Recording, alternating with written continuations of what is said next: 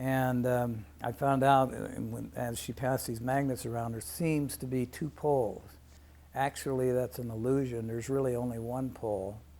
And if you're familiar with what's called the Mobius twist, or the sign of infinity, where there's like a figure 8, the poles around any object, any circular object, go out in the center and come in through this, go out from the top, come in through the center, and out again through the bottom. It's like a figure 8, which is really one pole. And we'll get into that a little more too. But going back, when I was growing up, after the Bumblebee, I went through the service. I went to Korea. I came back as a machine gunner. They put me in the infantry. I never knowingly shot anybody, but I got back and looked for a job, and I didn't find any ads for machine gunners in the newspaper. So I had learned skin diving on Guam, and I turned it into a business in San Francisco when I got back. Started a skin diving business. And, beg pardon? Was that the Outgittings era? The what? Outgittings era. Al. Oh, yeah.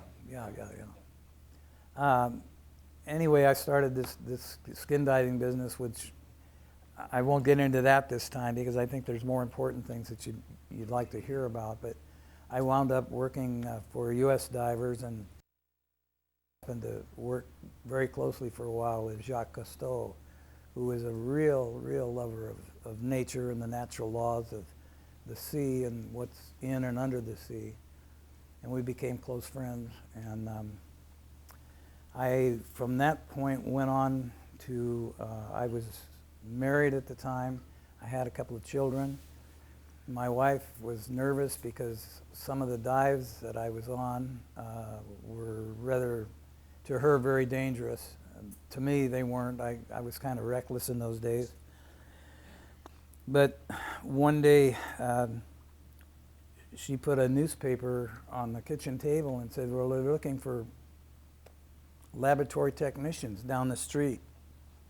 Why don't you go down and apply for the job? And I said, well, I don't know anything about that. And she said, well, you're always tinkering. You got all these gadgets that you've built. And I was running our house on alternative energies in those days, and that was in the 50s. We had gadgets all over the house. So she said, well, just tell them that you know a lot about natural law and that you know how to put things together from a very simple standpoint instead of complicating it, which I did. I went down, applied for the job.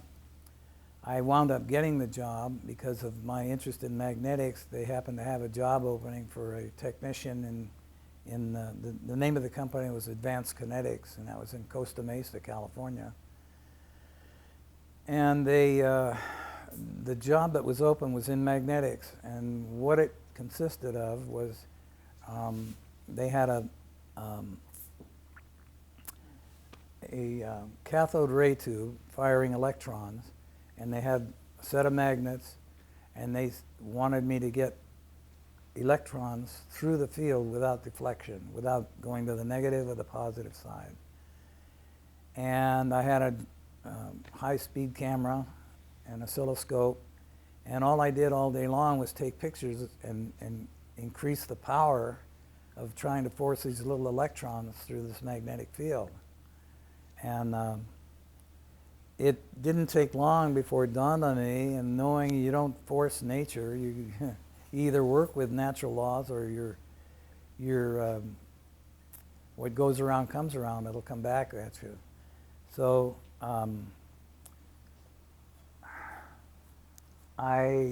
and the next bench over from me, they were working on levitation, and they were suspending steel balls for about 8 minutes on a coil with windings, and they'd burn up the coil and have to go get another one. And the cost of my experiments and the cost of their experiments was almost $10,000 a day, according to what they turned in to the government. And this was a government-funded research and development outfit. So I went home and I decided to just do what comes naturally, and decided to redesign the project myself. And I tore apart an old TV, got the cathode ray tube out, and set up the magnets. And the only thing I did different from what they did, what they were wanting me to do, was not using force. And what I did was pulse the signal. In other words, I allowed it to spiral through the field. And the first one I shot went through, and 20, 30 shots later, they all went through the field without deflection. So I knew that, you know, I was onto something by vortexual mechanics when I understood what that was all about. And yin yang and just natural law that you have to give and you have to take. And in nature, if you're using force, you're giving, you're creating a field that's going to come back on you eventually. I'm not getting it out too well today, am I, on this? I'm I guess I'm tired from driving. So. Okay. Anyway, so I fired it through the field. I took pictures of it. I wrote up the report. And then I went and got a 15-inch woofer speaker and put it on my living room floor, and started trying to levitate things with an audio amplifier that I picked up at a garage sale for 25 bucks. And I tried different objects until I found that I could suspend a ping pong ball in the center of the cone. It would levitate in the center of the field. Acoustical levitation, just sound waves. Couldn't hear anything. It was about 28, 29 hertz, somewhere cycles per second. And this ping pong ball would levitate. So I took pictures of that, and I wrote it up, and I took it into Dr. Weinhardt, who was the head of the institute, and I said, I'm looking for a raise here. I think I solved your magnetic problem and also your levitation problem. And he took a look at it and told me to close the door, and he looked it all over and said, we're going to have to shred this. I'm going to have to tell you to go back to work. This is a government-funded facility, and we're paid to look for answers, not find them. So we're going to have to destroy this. And so he put it in a shredder and shredded all the information, told me to go back to work. He said, you'll have a couple more bucks in your paycheck, but this don't talk to the engineers. Don't mention this to anybody. And so I went back, and I lasted 2 more days, and I got so frustrated and everything, I decided, you know, what world am I on here? They don't want progress. They were going, obviously was onto something, because it worked, that they didn't want. They just were getting money for ideas and more ideas. And it equates to like revolution, like going around and around in circles doing the same thing all the time, instead of evolution, which would give you spiraling upward and learning one step, you learn the next step, and you go up in your learning consciousness. And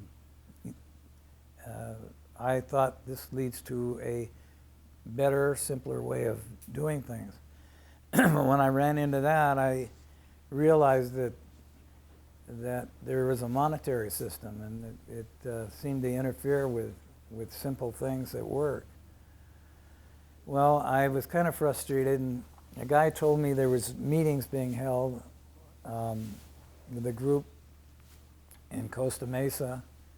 The name of the meetings was Understanding. That was the name of the whole meeting. And come on in, welcome. Oh, come on in. I'm trying to be informal. I'm just kind of stumbling along so far, but I'll get into some interesting stuff here in a minute. So he said, there's people in the meeting just like you. They've found that they run into problems with the same thing. They've invented everything from carburetors running on water to Hi, welcome. Different techniques that work, and they were told to just stop thinking about that because they are not going to be done. And they have a set of laws to prove it, that called the second law of physics, that you cannot get more out of something than you put into it, is the end of it. So they use the word can't, that you can't go any further than that with your ideas. Well, I went to the meetings, and I told them that my ideas all my life was to see eventually, from what I had observed with life, that we needed to get out of what I was calling the Flintstone age and get into what's known from television as the Jetstone age. We have to raise our consciousness, raise our ideas high enough to get off the ground with our ideas. And my aim has always been, and I'm here forever until I see that we do get off the ground with floating homes, and habitation and transportation can be one vehicle. You take the tire, which is now destroying the land, going over to asphalt and concrete that we put down just so we can run the tires over them and grind up rubber and so forth and so on. And I want to take the tire from a vertical position and go into a horizontal position and get it off the ground, which can be our home. And then from that advance to small cities, small towns, and then to countries. And then to realize that we're already on a giant spaceship right now, but we can utilize that technology, which is ether in nature, not academia, but ether technology, to get us there. And so when they heard me talk about these things, they said, well, you sound like Otis Carr. He's a protege of Nikola Tesla, and he's in Oklahoma City right now, and he's having trouble because people say he can't do what he's doing. And he's levitating discs over there, and he wants to build spaceships. And your ideas and his ideas, you guys have got to meet. So they brought him and his entourage out to California and put us up at Lake Arrowhead because they didn't know what to do with us. Everybody was after Carr to shut him down and to shut him up because he was a great advocate of free and abundant energy for everybody. And he had the goods to prove it, and he was proving it to people. And as soon as he would put on a demonstration, they would come in and cause havoc and shut him down and so forth. So they put us up at Lake Arrowhead, and they said, well, get to know each other, and we'll find a way that you guys can build your spaceships.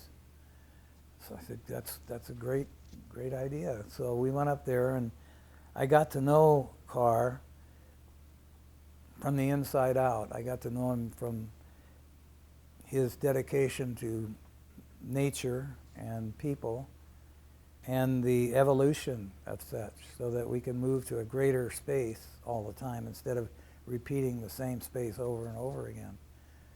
So he said, well, we want to build the same thing. Let's do it together. And I said, fine, that's great. So it wasn't more than a couple days later that we got a phone call from this group, Understanding. They were consisting of people from all walks of life, but someone there had found us a laboratory, working facilities, a warehouse, offices, and everything in Apple Valley, California. Hesperia, actually. And they said it's free, it's vacant. They built it for this company, and they bowed out and said that they couldn't use it, and it's yours. So go down and start doing your thing.